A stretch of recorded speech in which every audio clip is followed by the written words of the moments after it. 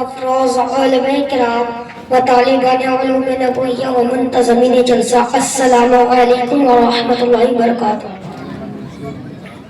الحمد للہ نحمده ونستعینه ونستغفره ونؤمن به ونتوکل علیہ ونعوذ باللہ من شرور انفسنا ومن سیئات اعمالنا ومن یهده اللہ فلا مضل له ومن يضلله فلا هادي له ونشهد أن لا إله إلا الله وأشهد أن محمدا عبده ورسوله أما بعد فأعوذ بالله من الشيطان الرجيم بسم الله الرحمن الرحيم إنك لعلى خلق العظيم صدق الله العظيم وبلغنا رسوله النبي الأمين المتين الكريم ونحن على ذلك لمن الشاهدين والشاكرين والحمد لله رب العالمين۔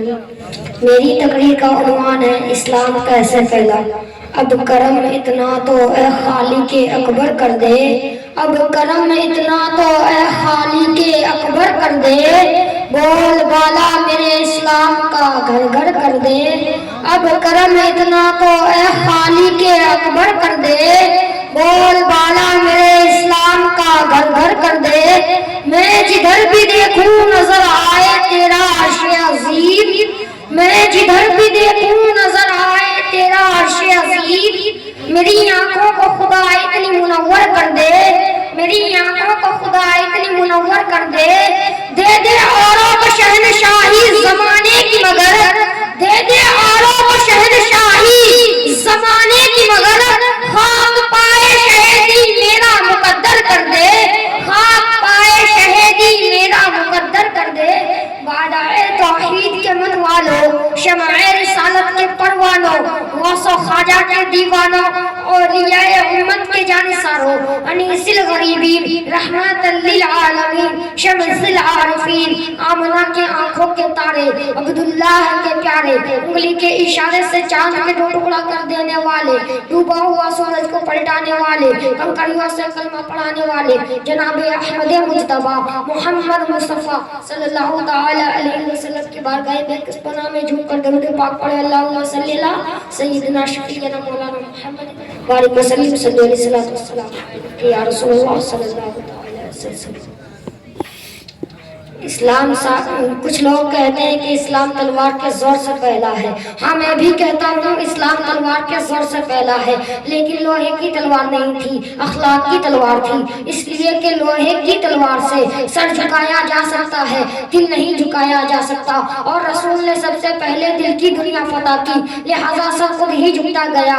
آئیے آپ کو تھوڑی دیر کے لیے مکہ لے چلوں، وہاں تلوار رسول محترم کے ہاتھ میں نہیں تھی، کفار مکہ کے ہاتھ میں تھی۔ ہم باور کرتے ہیں مکہ میں تلوار چلی ہے، نیزے اٹھے ہیں، تیر برسائے گئے ہیں، طاقت کا بھرپور استعمال ہوا ہے، لیکن اسلام کو پھیلانے کے لیے نہیں، اسلام کی پیش قدمی کرنے کے لیے، مومنوں کا کلیجہ دہلانے کے لیے، پرچم توحید کا مذاق اڑانے کے لیے، لیکن اس کے باوجود قربان جائیے ان خوشحال مسلمانوں پر کہ یہ لوگ تلوار سے گھائل ہوتے رہے، پتھروں کی چوٹ کھاتے رہے، گرم گرم چٹانوں پر جلتے رہے، دیوبند کی آزمائش میں سلگتے رہے، لیکن اسلام کے رسول کا نشہ اترنے کے بجائے چلتا ہی گیا، اور جس مومن کے جسم پر جتنی کاری ضرب لگتی تھی اس کا ایمان اتنا ہی بگڑتا تھا، اور زبان حال سے یہ صدا تھی، میں مصطفیٰ کے جان محبت کا مست ہوں، میں مصطفیٰ کے جان محبت کا مست ہوں، یہ وہ نشہ نہیں جسے ترسی اتار دے۔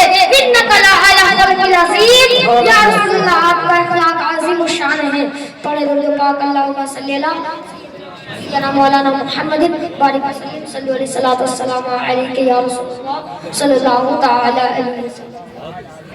اسلام 1450 برس سے غربت جھیلتے آ رہا ہے، اس کے باوجود کوئی پہلی صدی میں امام اعظم ابو حنیفہ بن کے چمکا، دوسری صدی میں امام احمد بن حنبل بن کے چمکا، تیسری صدی میں بدر الدین زندہ مدار بن کے چمکا، چوتھی صدی میں غوث اعظم بن کے چمکا، پانچویں صدی میں خواجہ غریب نواز بن کے چمکا، چھٹی صدی میں مخدوم سلطانی بن کے چمکا، ساتویں صدی میں شاہ عبد الحق دولوی بن کے چمکا، آٹھویں صدی میں ملا علی قاری بن کے چمکا، 10ویں صدی میں باقی بلا بن کے چمکا، 11ویں صدی میں شاہ ولی اللہ بن کے چمکا، 12ویں صدی میں شاہ عبد الحق محدث دہلوی بن کے چمکا، 13ویں صدی میں مجدد الحسانی بن کے چمکا، 14ویں صدی میں